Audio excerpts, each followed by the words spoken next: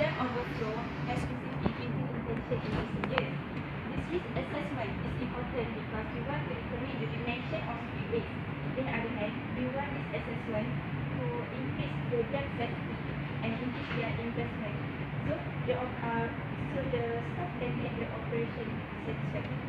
Can you explain more about what is causing flood and how can we solve this flood problem? The flood happens when there is heavy rain for short periods, and this causes the dry land submerge when there is a heavy rain. So to prevent this, we can estimate the stochastic reservoir level underground in a flooding process.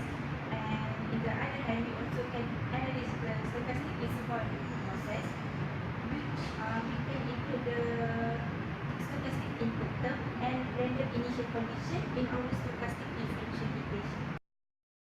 Yang kita nak guna dalam penentuan banjir ni lah kan, guna volumetric conversion equation ni lah. Dia punya apa equation ni volume of water stored in the reservoir. Lepas tu kita dapat nanti dia punya design aliran masuk kena tolak dengan aliran keluar dia punya lah aliran. Lepas tu nanti dalam initial condition dia pasti kita punya differential equation untuk traditional routine process dia untuk water balance tu lah.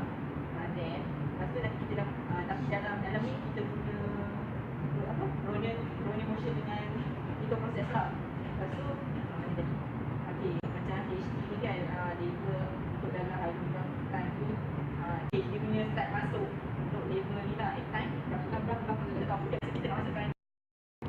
Right now, I would like to give a brief explanation regarding our case study.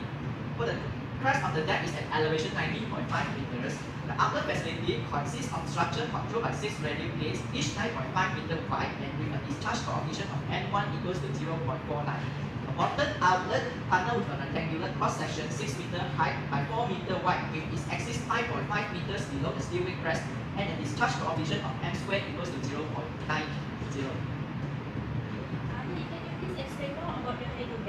Alright, regarding the flood control level, which is the reservoir level at the beginning of the routing process, the operating rule for the flood regulation, when the inflow discharge is less than 300 meter cube per second, no other facilities operate.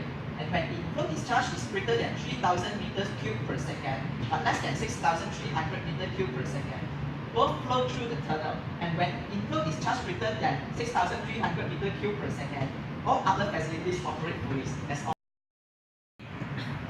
Figure 3.2 illustrates a hydrograph of the Ash University. The outlet facilities were designed to cope with the 1000-year flood flow to the reservoir with a peak IF of QMax, which is 12,400 cubes square.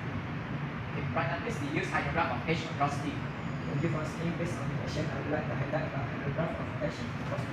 By applying the University of Flood routine procedure, a hydrograph of design of flow, discharge and a corresponding hydrograph of the reservoir level and content as shown in figure 3.1 and figure 3.2.